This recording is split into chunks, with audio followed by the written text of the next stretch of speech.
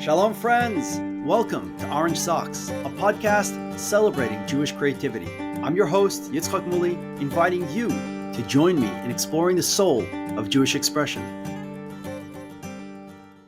Shalom, friends. Shalom, wow. Shalom. So good to see you. Shalom Aleichem. Aleichem shalom. Welcome to Eretz Yisrael. Thank you. I'm with Kalman, the Jerusalem Scribe, in the Old City, in his incredible workshop. I can't even call this a workshop. Makom Torah, Makom. Yeah. Call it a studio. A studio. Sofer studio. But this is part of an ancient synagogue, the four Sephardic synagogues, and this was the office that Mamash Mina Shamayim fell out of Shamayim. Like Ad Kidei Kach, I've been involved with the synagogues for years. I never even noticed this office. I didn't even know it existed. It's like Hashem only puts things into your mind when it's relevant. When it's ready for you. When it's ready.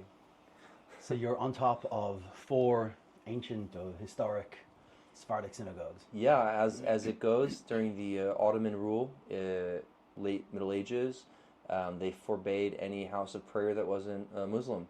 And there's a Jewish fellow in 17th century that got a permit after all those years to make a Beit Knesset. And as we know the word kombinot, I know a guy, I got that one Beit Knesset, or that one plot of land, turned into four Beit Knessets. So one became four, all under one roof. So they got one permit. Exactly, one permit, four buildings. Exactly. Four buildings, but also, I'm sure, four different nuschot. Absolutely, yeah. Because literally the shuls are like, open a door from the back of the shul and you're in another shul, and then you're in another shul. And I was like wondering, not like Jews can't get along, Jews and opinions, like why is there like a shul literally on top of each other? But there's always a good reason. Yeah, so 3 out of 4 have private public entrances. One of them is the fourth one is in between them. But at that time, a few hundred years ago, in the Old City, the Sephardic community was really dominant, which makes sense. It was Jews from nearby lands and cultures many of your viewers might know of the Chorva, which is considered the splendor of the Old City, which is now rebuilt, and so that's the great Ashkenaz synagogue of the Old City, and the Sephardic is the great Sephardic synagogue of the Old Cities. That the most famous of the four synagogues is called Yochanan ben Zakkai, which the legend is that Yochanan ben Zakkai himself, in his yeshiva before it moved to Yavne, was on this plot of land. That's the old Gedolim hold by it. There's something very deep and mysterious about that. And the Rishon LeZion is the official head of the synagogue complex. So it's kind of ceremonial. He doesn't daven here all the time. But a few weeks ago, when the new Rishon LeZion, Rav David Yosef, was appointed, he was appointed here in the synagogues. Wow. Yeah. So this is your... So it's humbling. I mean, it's awesome. And but I know, I'm not very good at working at home. Some people are. I'm not. I get distracted with almost anything. Right. And to be in a Makom Kadosh, a holy space that's helping with the intention, the kavanah. And as we spoke about, I think the world of kavanah for all artists, especially Jewish artists, is so important because this is the kavanah. This is what's behind the scenes. This is the It sets the stage. Yeah. And it sets the stage. And so I'm just blessed to be able to be here. I see amazing shefa, amazing opportunity. So how does a kid from the Midwest show up in a historic, ancient rabbi's office on top of a historic synagogue in the Old City? Yeah, so I have no idea. I think it's a certain zchut avot. I know, I'll tell you, I'm from Minnesota, Twin Cities, and in my day, there was no Jewish high school in the Twin Cities. My mom's a Baal Tshuva, my father's a convert. And so the family went through like this metamorphosis into becoming religious Jews, and I'm the youngest of 4. My older siblings are all religious and mainstream, Orthodox communities, and I had a lot of fun in high school. They asked me not to come back to one of the high schools. I spent time at home. I literally begged to go to public school. I thought I was just too cool for school. I don't like yeshiva. I didn't see like deep value in this black and white culture that I didn't know the difference between what the rabbi says, what Hashem is saying, what the Torah is saying. Like, it's all one big thing of, like, you know, following blindly, which was very difficult for me, always. But I remember how important it was for my parents that I find another yeshiva, I find another high school, and even though I was a bit upset at the time, I realized once I got to Israel and I felt like I got lit, I got turned on to Judaism, because I realized my Judaism is no longer about what someone is telling me, but it's about my direct connection to Hashem. Yeah. And there's nothing beyond that. Everyone that comes in our life are shluchim, are messengers to bring us, to help guide us somewhere, not to take us somewhere, not to force us somewhere, as you know so well. And so in hindsight, I have a lot of hakarat tov, a lot of appreciation for my parents. That always, I think, their main midah was midah of love, of big heart, of authenticity, and in hindsight, I'm very happy for my Jewish education, because, as you know, once you get you're interested in your Judaism, all of a sudden you realize, wow, I have a huge resource to fall back on. I remember, I never liked davening, but I remember it by heart. So now I can add some geschmack, some neshama to the davening. I could. So you had the body already, and now you turned on the soul. Yeah, exactly. I like to say I'm a secret FFB. Because the Baal Tshuvas are the cool ones. So. A friend and a rabbi and a mentor. He says there's a school of thought that calls a convert a Jew by choice, right? A Jew by free choice. Yeah. And so he's saying, instead of the word Baal Tshuva, perhaps is frum by free choice. That you're choosing, and so it's not what happened yesterday and you're leaving something, but we're choosing. So yeah, we're all, and it actually says that if the Alter Rebbe could, he would have called his movement the Baal Tshuva. Really? Yeah. Wow. That instead of being called Hasidim, we'd be called Baal Tshuvas. Wow. But he didn't want, that would mean that the others were not Baal Tshuvas. So whatever, and then they called the Chassidim. Well, there's a whole history to that, but yeah, we're all Baalei Tshuva. We're all, you take one step closer. Tashuv, returning to God is. Yeah. So yeah. Absolutely. So how does Safrut, how does your creativity enter the mix? So I came to Israel as a gap year student, which is the most common thing for modern Orthodox religious Jews from around the world. And I wouldn't say I was particularly mature, focused, like I knew what would come, and I feel like Hashem really, like we said before, Hashem reveals things at the right time. There's a issue with too much information, right? It becomes a nisayon, it becomes a challenge. Yeah, for sure. So that's very much how I felt. I came as a gap year student. I was able to have a lot of fun for several months, and I think I hit like a wall at some point. I'm like, okay, I better start learning. Like, this is my chance. I don't want to miss it completely. Right. Which led me to come back for a second year. And in the second year, I started really engaging more text studying. And I have an older brother who went to like the Mir, so he's like Haredi, straight shooter, linear guy. And growing up, we were like opposites. I was too cool for school. He was like, but I think at that stage, I was like first, second year in Israel. He was like fourth, fifth year in Israel, and he went to the Mir. He was ready, and I started appreciating, wow, like he knows how to read the text. Like our whole life in diaspora Judaism, American Judaism. We're reading the art scroll. We're reading the translation. We're reading the Devar Torah from this rabbi or that thing and that. And there was always this kind of ambition, I think, amongst all Jewish people. Like, I wish I could just see those original texts, the Kitvei Yad. How's it really come down? And as we know, when we learn like the Torah, there's no translation that does justice. Right.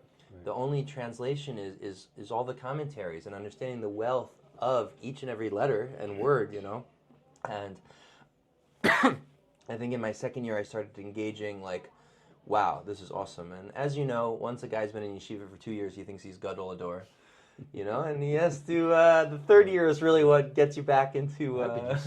you stuck around for a second year and a third year. Right, so that was one of my dad's favorite lines is the benefits of procrastination. Procrastinate over everything that's not important. that's the yesod. You know, it works and it doesn't. Depends on the vibe.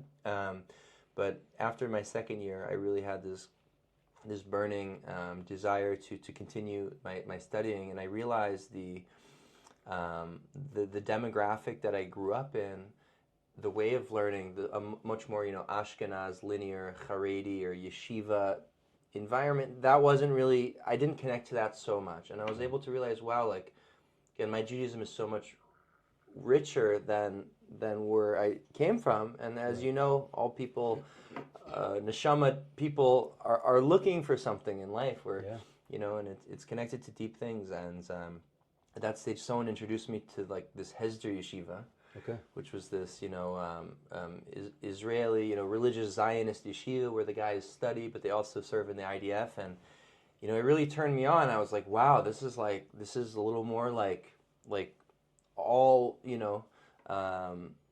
like dynamic. This is, I'm a very physical guy. I played basketball in high school. I was like captain of the basketball team, and I love sports, and I love I'm a sensory guy. I love playing like in the field and working out and stuff. And I went to this yeshiva for a day, and it like blew my mind. I was like, wow, I'm seeing guys with like wearing t-shirts. They look so chill. They're like look like they're like musicians or like, and they're steiging. Right. They're steiging hard. They're on a level of learning that people my age in America are. Even if they're in a straight, that top yeshivas, they're not there because these kids grew up in the land of Israel. These kids, like, their first language is Lashon HaKodesh. Their focus and the environment, I think the package and the support that being in Israel, in a society, a Jewish society gives is awesome. Yeah, they're steps ahead. They're, Exactly, and it's they got such a head start. Right, like, and I was just blown away with that. The name of the yeshiva was named Otniel, which is in the Hebron Hills, and I went there my third year. And in that third year, two big things happened. I realized that Israel is the place I want to stay and I want to live. Thank God I realized it when I was 21 and not 41. Right. And secondly, I learned sofer STAM that year. Really? I learned Ksav. In yeshiva? In yeshiva. Wow. And what it was after, I think, Pesach, or during Pesach break, I saw a friend who took a course in sofer STAM. There's different courses around. And he was writing Megillas Esther. A sofer practices or initiates with Megillas Esther because it's a holy scroll. There's a lot of leniencies of how it can be written. Right. Because it doesn't have Hashem's name. Even if there's one mistake, it's not ma'akev. Right. But on the other side, it's very practical because we need to make a bracha over Megillas Esther on Purim. Right. So there's a need for Megillas Esther. So that's what a sofer and a market. And a market, exactly. Right. It's a market. It's a need.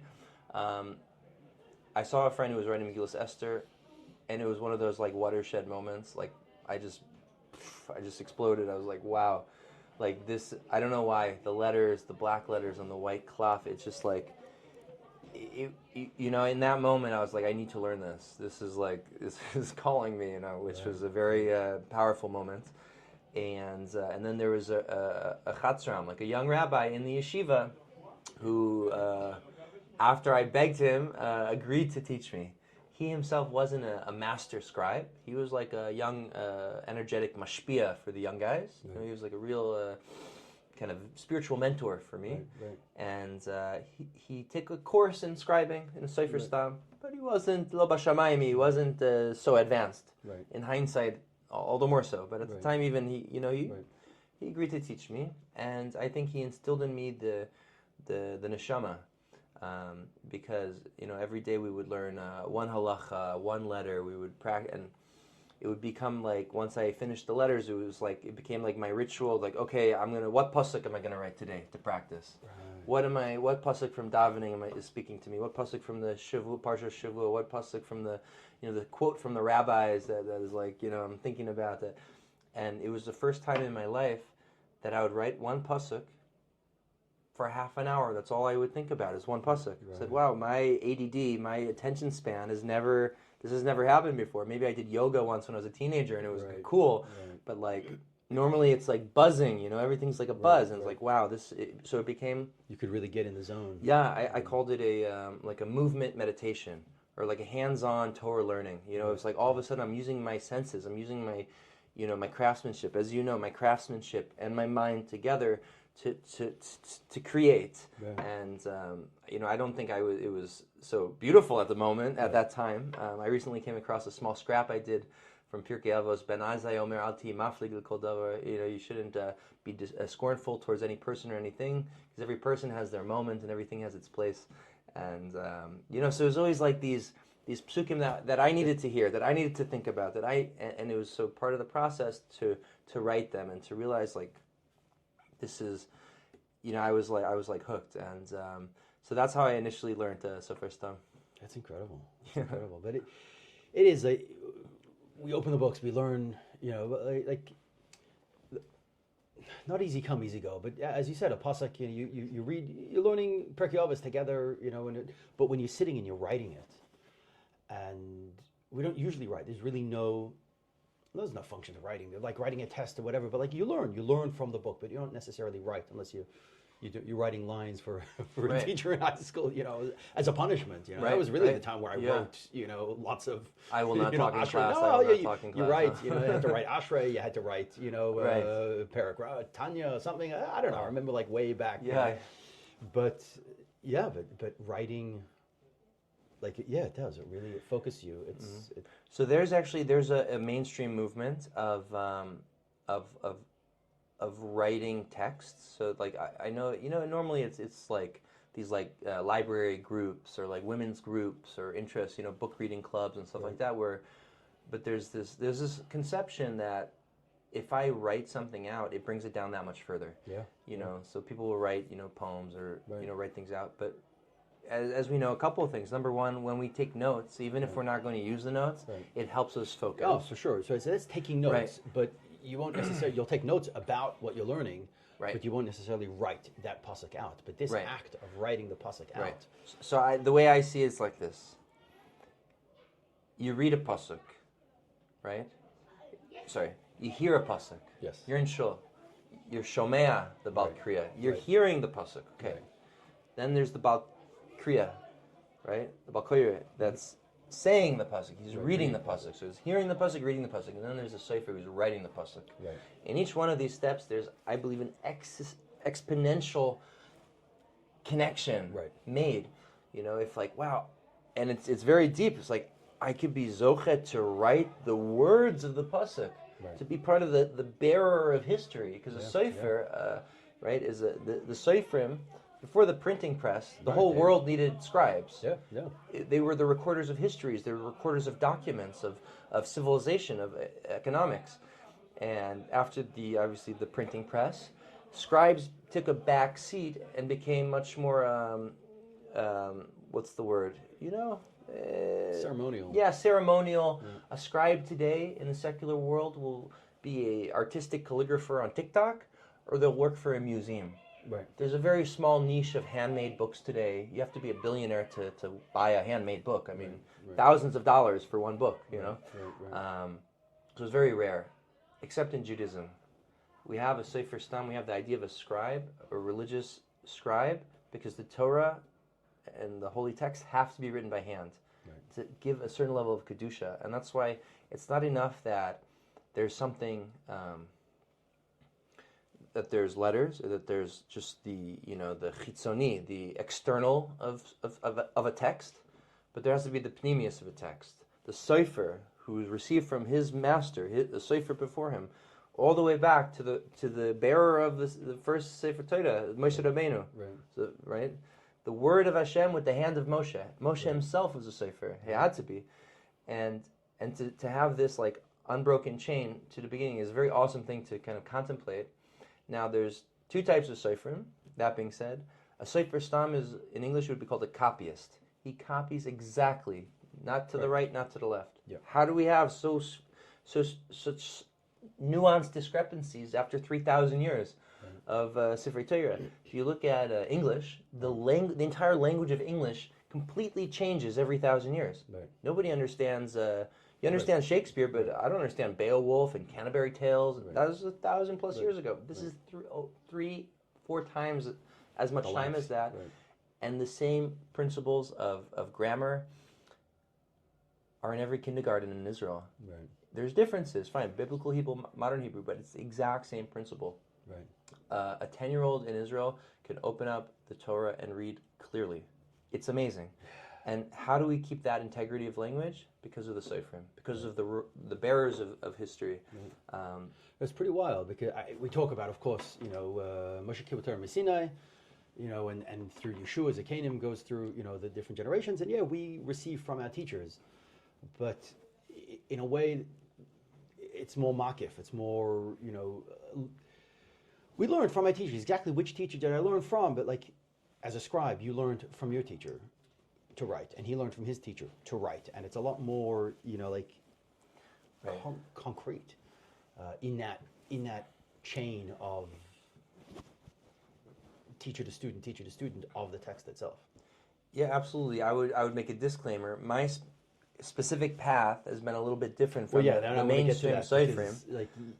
Yes. Yeah, so I'll get to that in a moment because I'm thinking, okay, I'm actually not exactly what I'm explaining, and That's I'll tell you why. Part, but yeah. But just on this of the sofer learning from their teacher, we're so strict about this relationship that even the font, the nuances of a detailed font, right, of how to hold the quill, the angle, the cut, the very nuances that 90% of people won't even see. Right. Is transmitted from teacher to student. Yeah. As if you're training me how to cut a diamond. There's no making up your own. There's a way to do it. This is the way to do it. And for that reason, the fonts and the text of a student really reflects the teacher. And if you look at it a little even more academically, you can trace back different texts and fonts to different teachers of different generations and centuries. And again, it's an awesome thing to realize there's very few discrepancies, even between communities that were very far apart, from Taiman. Taiman is not, and Western Europe or Ashkenaz. Yeah. So that's like a very awesome thing. And I said that... so you started that road. Yeah, so that's called a copyist. I realized pretty early on, I love the Hebrew letters. I'm obsessed with the Hebrew letters. I love writing them. I love the materials. I love parchment. Parchment's like my favorite. I collect parchment for fun. I love the quills. I love the organic materials. I never got like a fountain scribal pen. I love making the quill and the kind of the earthiness of that and the whole process. Yeah, here they are. Yeah, bring... but at the same time, I'm not a very good copyist. Right. I think too much. I write too slow. I make mistakes. I have my own ideas. And I realized, I said, wow, I love the Hebrew letters. Right. I'm not a sofer STAM. That's, and so the direction I went, which is, I guess in my own way, like a synthesis of what it is and who I am, right, is connecting between my love for the Hebrew letters in this traditional way and the rich wealth of Torah that goes behind these letters, obviously, right. and kind of a creative take on things. Right. It's in a very simple form, like what it started out as for me, and even what I consult with clients today about is, okay, what's the pasuk that's speaking to me? Right. And what's it look like? What's the graphic? What's the shape? What's the design? And through this process, it can be really fascinating, even for people just to think about. Right. What's a pasuk that's speaking to me today? Great. So how do I make it mine? I imagine in my mind's eye. I say it over and over again like a mantra. I imagine it large before me. And all of a sudden, as I start to interact in my own mind's eye with the pasuk, with an idea, I'm slowly building that inside of myself. I'm building a relationship with it. And early on, I found that as a very powerful tool. It was really, after that year in yeshiva, after 2 years in that yeshiva, I drafted into the IDF, into the Army. And when I was in the Army, I think I began thinking a little more like this, because I realized, wow, sofer STAM, my attention span is off. I'm making too many mistakes. Right. I'm writing too slow. I'm never gonna. But the awesome thing is that you didn't give up on safras. You didn't give up on the cloth, on the letters, on the quill, on the everything. You're like, okay, this very defined, rigid box, which is what it needs to be, Right. isn't for you. Right. But that doesn't mean that you have to give up on all of it, and that you can find your own way within letters and the cloth and the quill and so on. Yeah, I literally feel like it fell out of Shemayim.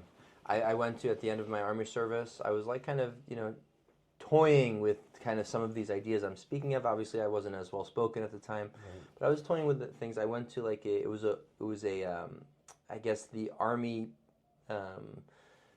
will send cadet soldiers that are leaving the army to like a week to think about their career and their future. I forgot, it was like planning for their, That's pretty cool. leaving the army.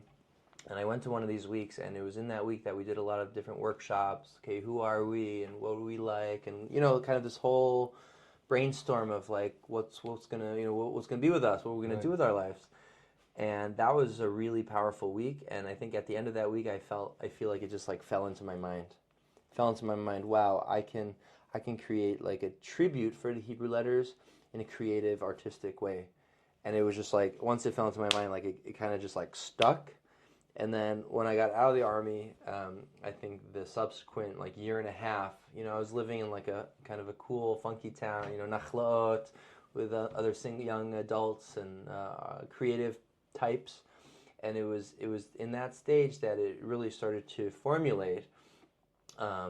But actually, the truth is, I don't think I was technically speaking such a good scribe during that stage. Right. In hindsight, I believe I could train a more or less average student to write better than I did, within a few months. Right. Because, it's not a negative thing. I had to kind of figure it out on my own. That was kind of where, whatever deep well springs I had to go into to like lift my own ksav to a more, to the level where I felt comfortable. And that's kind of what that stage was. And even after that, it took probably another 4 or 5 years to be confident enough with my ksav to be like, wow, this is good enough to take a picture of. This is good enough to make on a large cloth. I have the confidence to make an entire, piece, not just, Right. And so I think it was connected to my personal growth and my personal path. But I feel very blessed, like I won the lottery because I feel like part of my purpose was kind of given to me as a gift at a young age. And a lot of people will go through, get a job, mainstream job, a white-collar job, or this job, or that job, and then they've been in their career for 15 years, and then they start thinking about what they're going to do. Right. But... Well, it's also pretty wild, though, because you said it's young, but it's still late. I mean, you got out of the army, and you're like, now what? And I'm sure now what includes bills and responsibilities. And right. And like to spend 4 or 5 years beginning to hone your craft, that it took 4 years before you felt comfortable to take a photo of something and share something. That's a lot of commitment, and that's a lot of blessings along the way that you were able to stay focused. Exactly. I was already in my mid-20s by the time I got out of the army because I drafted late. Right. Again, I think I was just like, as I say in Hebrew, like lo ra'iti b'einayim. I just didn't see with my eyes. I was just tripping on like this idea in my head. And like, how guys can be, where just like can sometimes be a little bit aloof, right? Which is connected to Aleph, right? Aloof, Aleph. Things had to take their course. I think because of this intense passion I had towards it, it helped me like overcome those challenges to get to, again, I still have a lot to improve upon, but to get to a semi-professional level where I could, go out into the world. And I think, as you know, I think there's this quote that says, you have to be crazy to do your own business. Right. Because only craziness will get you through the difficulty. Yes. A certain level of obsession. Like if you're a normal person, don't get a job. Go the easy route. Like just build a family and get a 9 to 5. Yeah. So I also have appreciation for my parents who came from an alternative background. My father converted. My mom became religious in her, as an adult. and they very much always promoted me to go the direction and to choose for myself. And when I'm speaking to younger people, talking to people in their low 20s, I'm like, listen, just be easy on yourself. Like, things take time. Great things take a long time. Like, just let it unfold.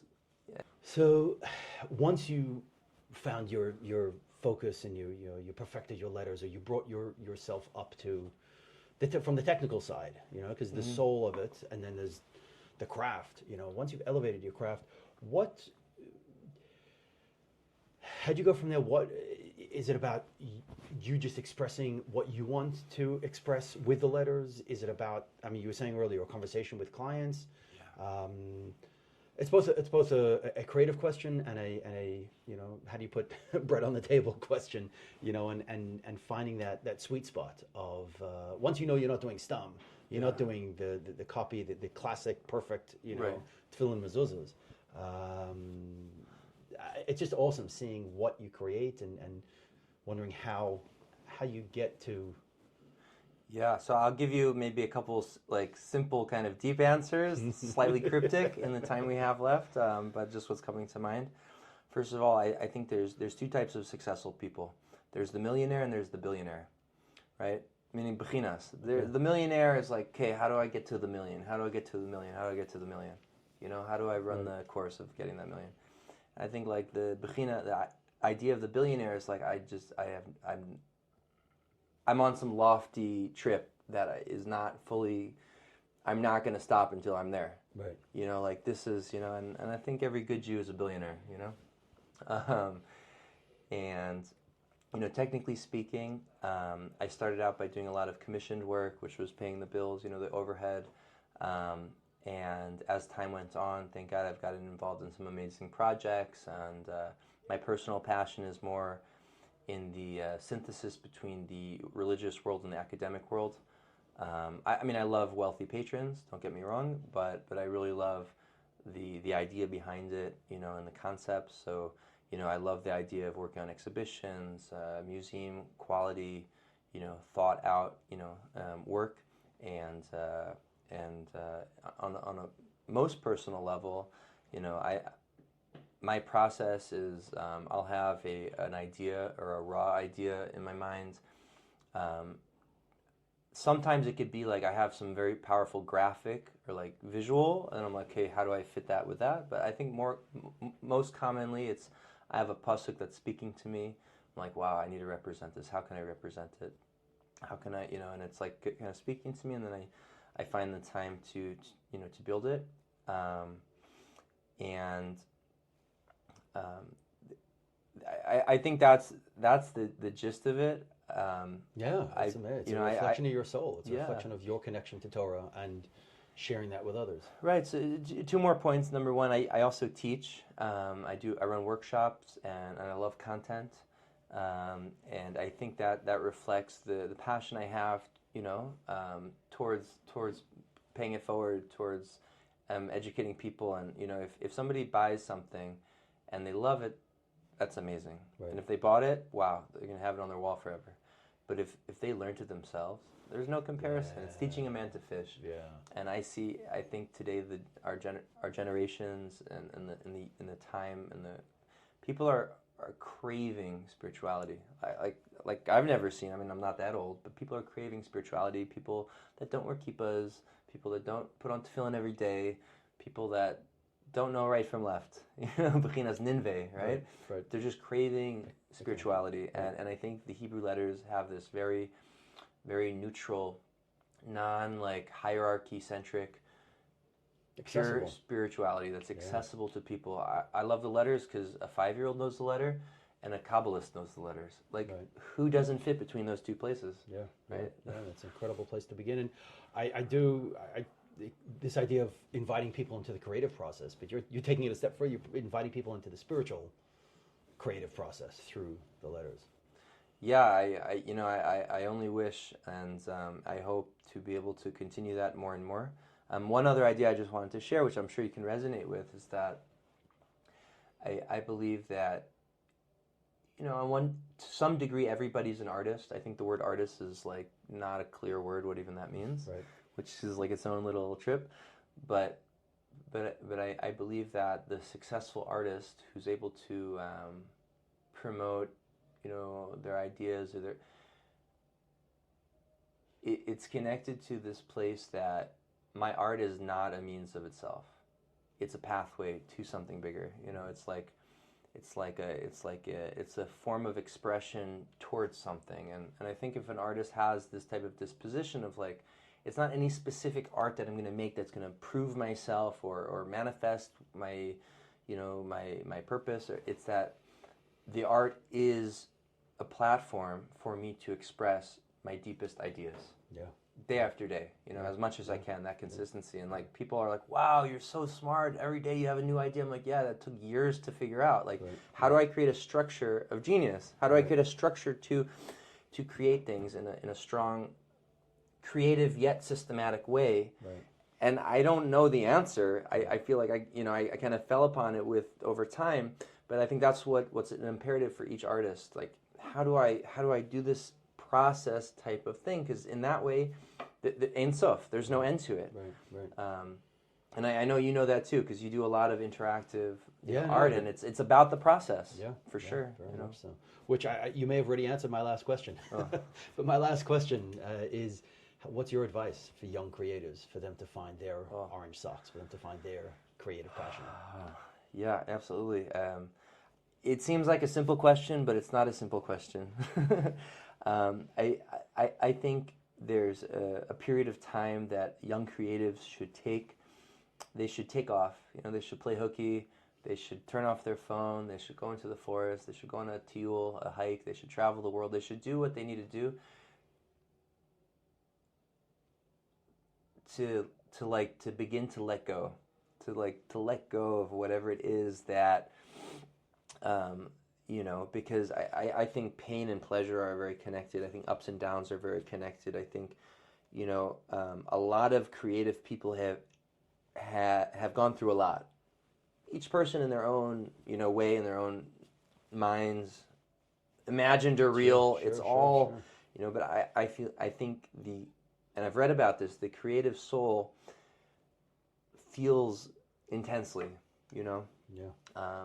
Both pleasure and pain and upsetment, and I think it takes a long time. The bigger the machine, the longer it takes. Why does it take like a dog 3 months to reach maturity, but a child 18 years, a human? Because we have more to grow. Right. There's more to do. And so for the creative mind to learn how to let go and then to get into a place of tikkun, it's knowing when to be sensitive and when not to be sensitive. It's knowing what to take personal and what not to take personal. And I think one of the greatest ways to do that is to start to learn yourself, whether that's getting out of whatever box people have put you in, the mainstream or the culture, and to start to go like a new way and to build I think the practical advice I would give is to build people around you that are going to support you, in your passion in a direct way. Just like 10 years ago, I reached out to Rav Moully, the pop art rabbi, and you gave me like an hour of your time just to brainstorm different things, And so I have appreciation for that. Oh, my pleasure. And that's what I would recommend. Yeah. Chazak. Thank you. Thank you. היום נעשה משהו בלתי נשכח